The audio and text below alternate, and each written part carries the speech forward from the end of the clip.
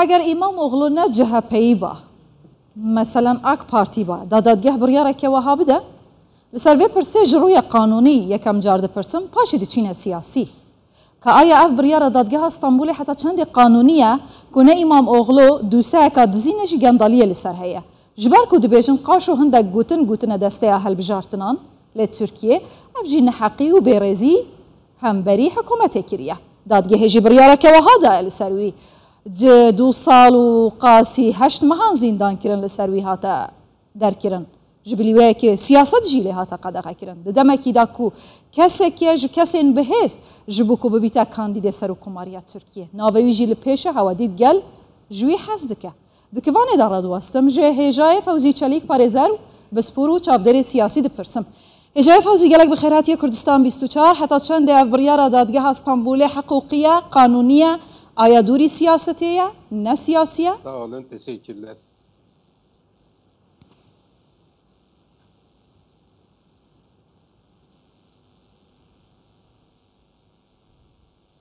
İyi akşamlar diliyorum. Var baş jibowe. De tkasete ditin eda dadgah biryardaya yani ligor yasaye li piştre qadaxe siyasi ji aniye. Verilen hapis cezası yani ev qadaxe siyasi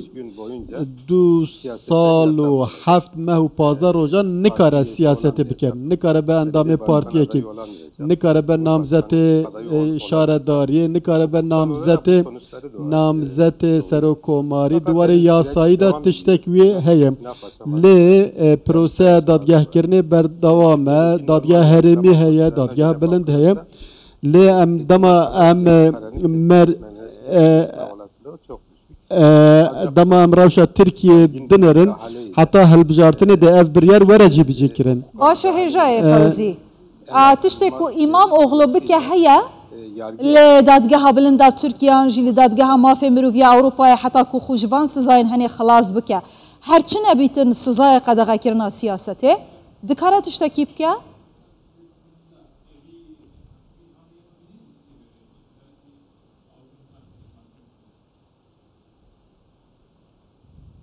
ya şimdi bana göre naha levedere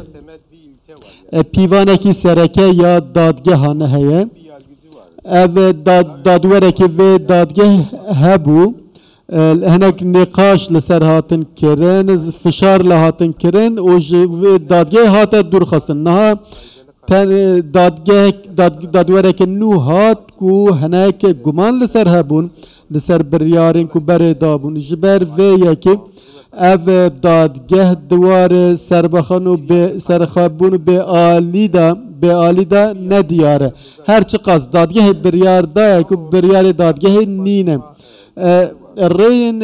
لپیش امام اغلو هنه هل بد پارزرین و سرین لیبدن لپرو پروسه نها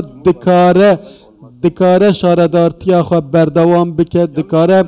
و دمیجی ببن نامزد سرکوماری لی انجام سیاسی de کاریگریه که نینی لی دستالات بکه برجی رجب طیب اردوغان دما شاردار استانبول بو جبرکو هلبستک خوندیه هاتبو سزادان دیسا اوجی لساراج خانه لویدر لوی میدان بانگل گل کربو جبو امام اوغلو جی دوار کسایتیا ویدا کسایتیا سیاسی دا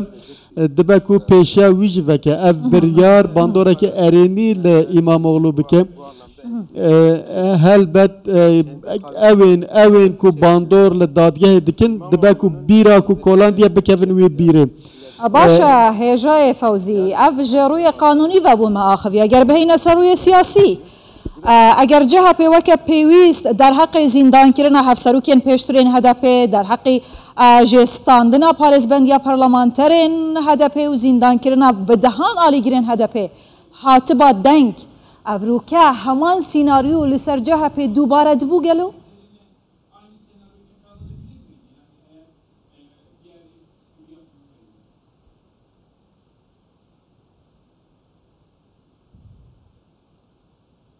Şimdi konu tabii ki yani elbet dema em Demirtaş ra em nikarin vê mijarê bînin ba hev hember Demirtaş neyartiyeke mezin ya desilatê heye lê herçend İmamoğlu dibe partiyên din dibe der heqê der heqê Demirtaş da helbestekî wanê tund nebû meriv nikare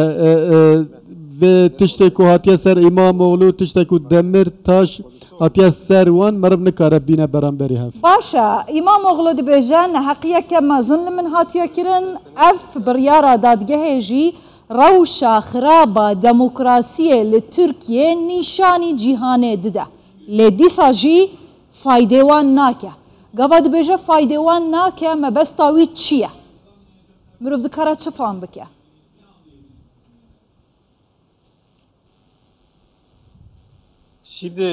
Şimdi şu şekilde İmamoğlu li vê derê pir mafdar e ji ber ku İmamoğlu hê berê jî neheqî li hember wî hatin kirin sala 2019 di gera yekem ya hilbijartinê de hat hilbijartin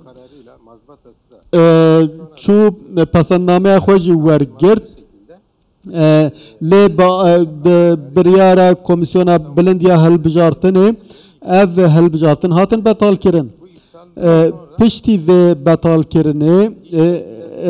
hemû bav vegeriya berva ji vegeriya û bi rêjeyekî pir mezin serket li vê derê pêngavên hikûmetê karîgeriyekî neyînî ji bo desilatê kir ji bo beşdariya demokrasî ji bo beşdariya gel ji bo rakirina qedexeyan ez bêjim ev biryar de karîgeriyekî neyînî li desilatê bike û ji bo İmamoğlu karîgeriyekî Başa ew bandûra henê dê bi çi rengî bîtin hêjayê Fewzî di demekê da ku evrûke hevserokê HDP gotiye kilîla yek alîkirina û afiyet be çawa xwe jî vedixwe kilîla yek alîkirina kursiya deshelatê û qazançkirina hikûmetê çi opozisyon çi deshelat di destê me de ye. Aya rast e HDP ew hês heye hêşta?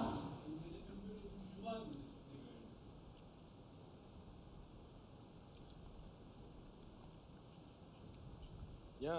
şimdi HDP demesek bile yani eger em dengderên HDP piraniya Kurdan dengên xwe didin HDP